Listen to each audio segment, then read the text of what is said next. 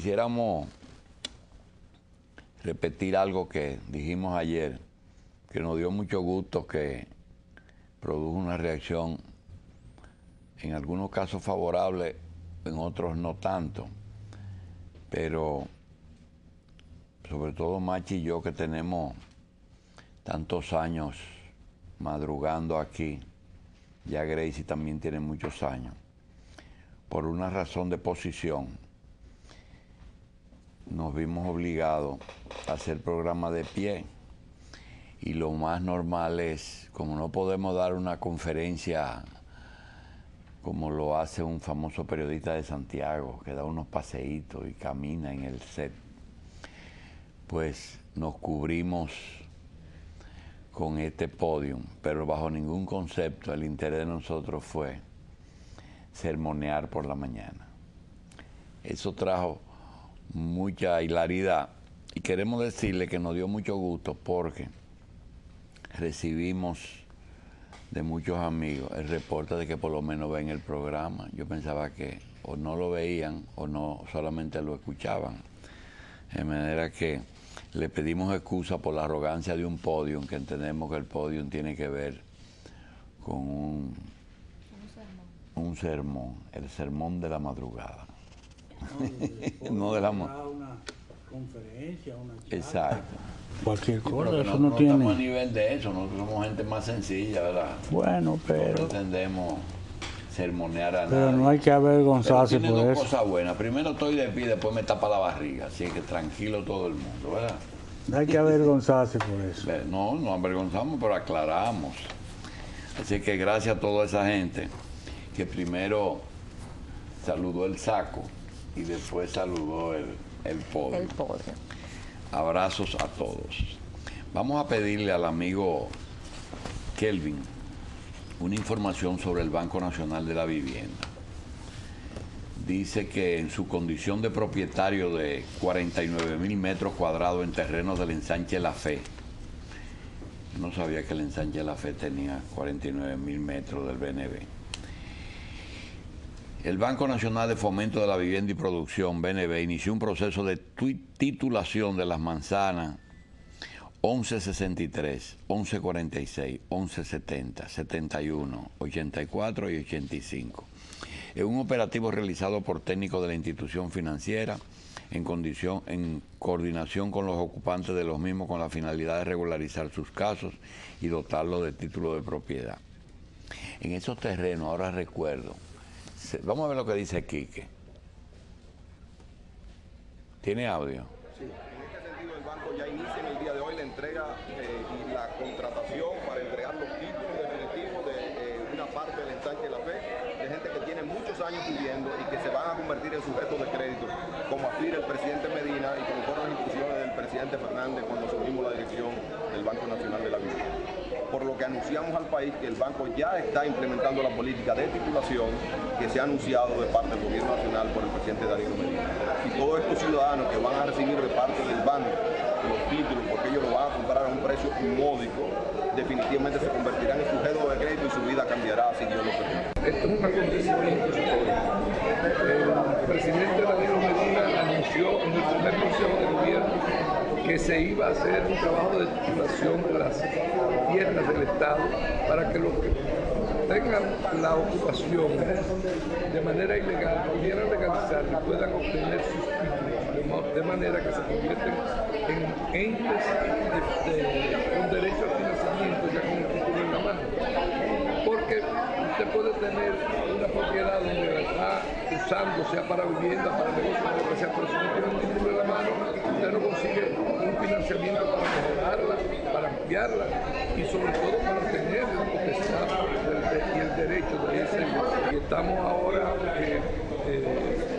haciendo el primer operativo para formalizar esas ventas. Y desde luego esto se seguirá haciendo hasta que cumplamos con todos los que están ocupando esos terrenos. Son más o menos aproximadamente 400 familias que el Banco Nacional de la Vivienda conjuntamente con el gobierno nacional, el gobierno dominicano, quiere titulizar a esas personas que están ocupando irregularmente esos terrenos. Con eso la gente cambia de calidad de vida porque puede accesar a los bancos, puede obtener su título y coger préstamos para remodelar su casa, su negocio, su vivienda. Creo que una gestión muy importante que han iniciado el arquitecto Selman y el gerente general, el ingeniero Antún, para facilitar que la gente cambie de vida. Bien, ese trabajo, si yo no me equivoco, hay una porción de tierra de ahí del ensanche Quiqueya que realmente no fue una ocupación ilegal, fue unos terrenos que le entregaron a unos trabajadores también hace mucho, y ellos hicieron unos programas muy bonitos que se llamaban Ayuda Mutua y Esfuerzo Propio. Ellos cogían un solar y con ayuda de los vecinos, un grupo, entonces ellos hacían la mano de obra la ponían los trabajadores. De manera que parte de esos terrenos que van a legalizar tienen que ver con ese proyecto. Yo creo que abocarse a criticar el gobierno por razones de interés personal es un riesgo. Hay una serie de medidas que está tomando el gobierno que indudablemente no serán del agrado de mucha gente y no tiene el equipo de prensa que tenía el gobierno pasado para poder justificar acciones injustificables.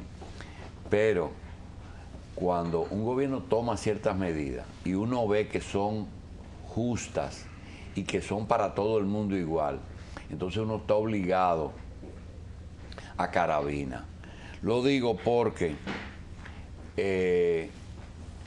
hay gente que está medio quillado, como dicen aquí los muchachos de ahora, y esa situación pues se agrava porque cuando tomen la medida y no tienen en los medios quien la defienda, porque no hay 700 periodistas defendiendo, no han cobrado, pero están obligados o a callarse o a solidarizarse con todas esas medidas. Por ejemplo, hay una serie de pronunciamientos que viene haciendo el ministro de las Fuerzas Armadas, que usted tiene que verlo despacio y que se da cuenta el por qué Danilo Medina parece que tenía un programa para los militares con el almirante Sigfrido Páez Pérez.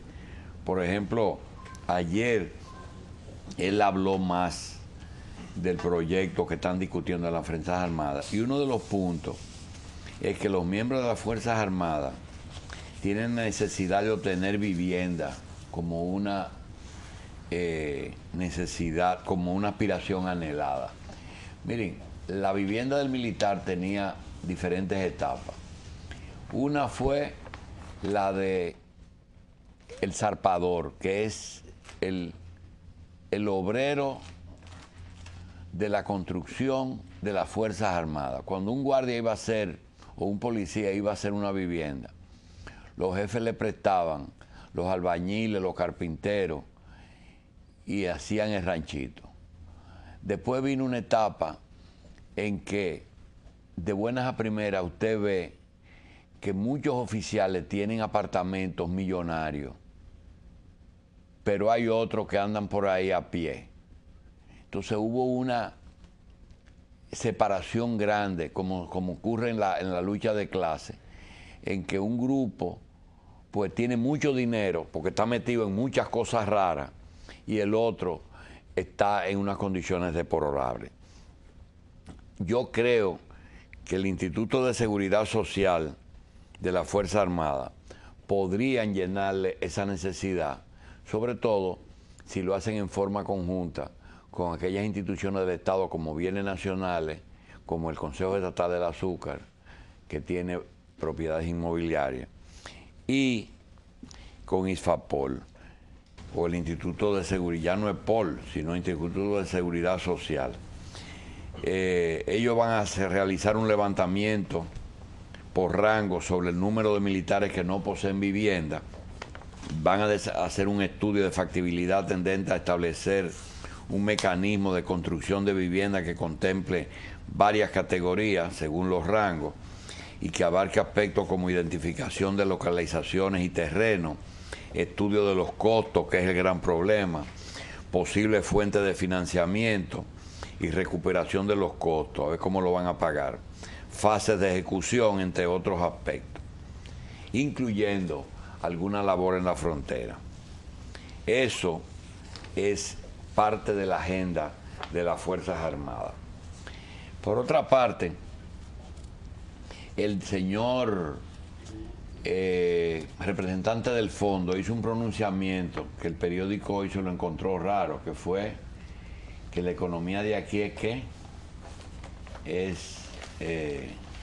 tiene abajo, ahí, dice que es sofisticada. Dice que no explicó qué quiere decir sofisticada. Sofisticada es sofisticada, pero hay un problemita. Lo que pasa aquí es que esos economistas no se explican. ¿Por qué? Ellos no se lo explican. Si los estudios que ellos están haciendo le da crisis por todas partes, sin embargo, hay crisis, pero no por todas partes.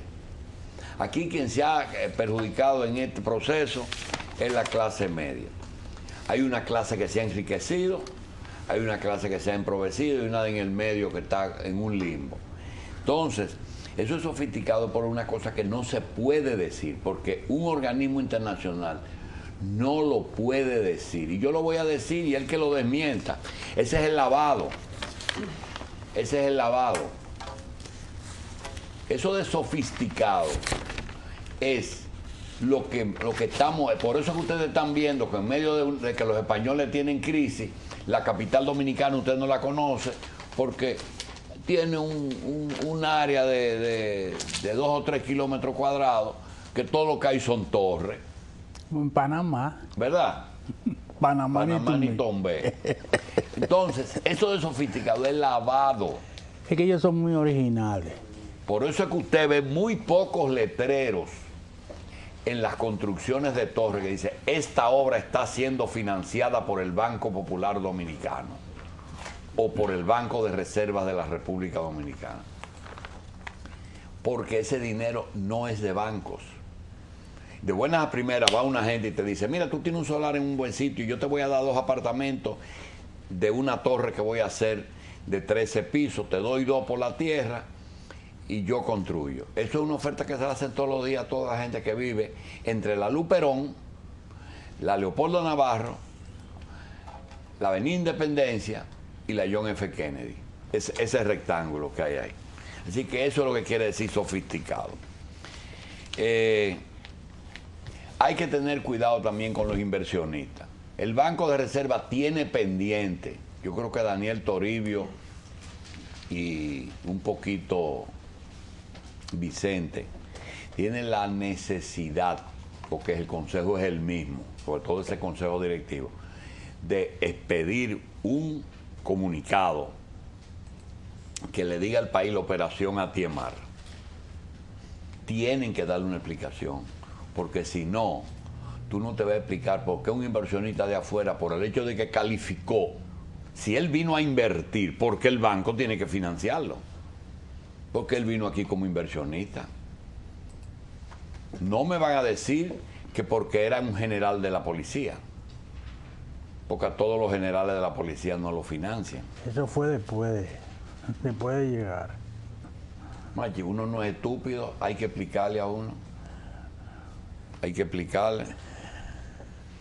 Aquí hay muchos aventureros que meten 3 cuentos y terminan hasta financiándole sus obras.